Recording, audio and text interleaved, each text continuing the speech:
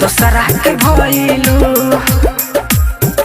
हाँ हाँ तुर देलू दिल हमर खुशियाँ का पैलू। नया साल के तोहफा जान दूसरा के भइलू। कबो रोवले ना रहनी रोवैलू।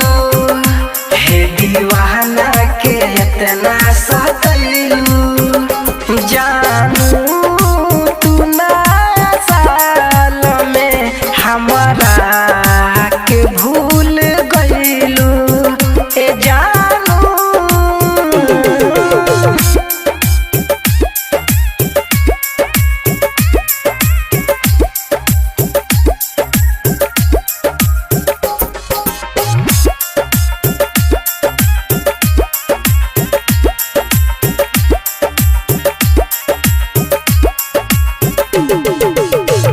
पल भर में छीन लिहलू खुशियाँ तू सारी। प्रेम के देले बारू जिंदगी उजारी। हाँ हाँ पल भर में छीन लिहलू खुशियाँ तू सारी। प्रेम के देले बारू जिंदगी उजारी। किस मोहन के काहे रोवैलू। जाके साहेब सतेंद्र के हो गइलू।